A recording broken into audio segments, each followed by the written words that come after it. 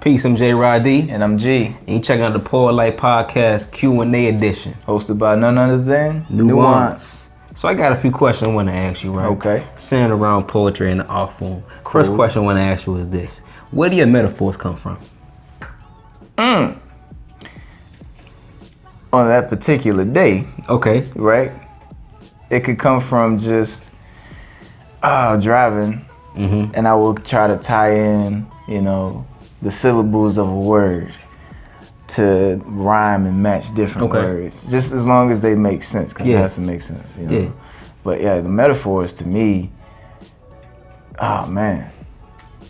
It's just on any given day, I will pop up and think of a metaphor and I have to write it down right then and there.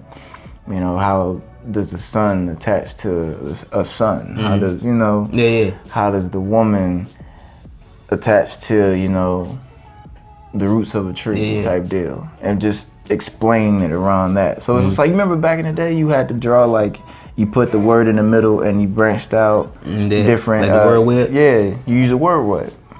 Metaphor web. Okay. If you will. I got something similar. I think I was talking to somebody before. I told them when it comes to writing, everything could be a metaphor. Okay. So it can be anything from the smallest ant to the largest bird in the top of the tree. Anything can be used for metaphor if you can find a way to make it relate to something that matters. I like that. Next question is this, right? Cool. How do you know when and what to write about?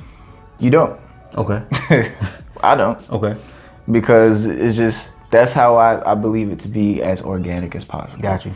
You just, unless we are going into an event or somebody asks us to write something tailored around that, I just write, man. And it's just whatever I'm feeling to whatever I'm curious about to just the mood of that day. Yeah. A song that we probably be listening to or just a movie that we done watched. It's just like, okay, the perspective was mine. Status quo changes daily for me. So, what is there a specific time or anything for you to just say yo, now let me write this?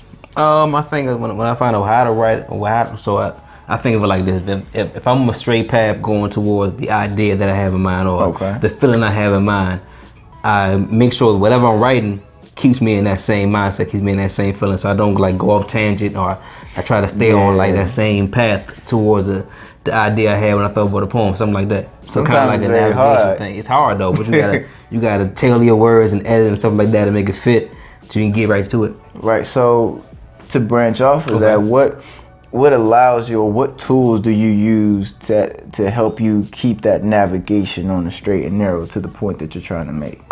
It depends on the topic. So for example, if I'm talking about a certain thing that may require I use outside resources like books or videos or music or whatever, I'll utilize that, and I make sure I play the song over again, I make sure I play that part over again, or read that chapter over again, that line over again. Okay. And I keep cooking it up until I can find something to write off. Heard. Yeah. Heard. I got that. So I guess the last question would be this, right? When do you know to stop writing? When is a poem done for you? When I try to force the fit. Okay. So you can kind of feel it out? Yeah. Okay. And it's just like I have to read my poems in the stanzas of that, whatever the definition that I'm getting towards, So I will break it up into legit stanzas. Okay. And it'll be a whole poem, but I will make sure that the flow is right. Yeah, so I'm not really being I'm not drawing out something, and then explaining something too little on the next, you know what I mean? So for me, you can't force the fit. Yeah, definitely. It's just you're really trying too hard at this point. I agree with that. I think part of the good reason being the group is that when I don't know how to end something, I can be I'm gonna stop right here. If you can come in and finish it up, and then I hop in on the next part. Fun fact about Nuance, right? when we first write poems, right, and we do not confidently memorize these poems, we will try them out, and he will start freestyling.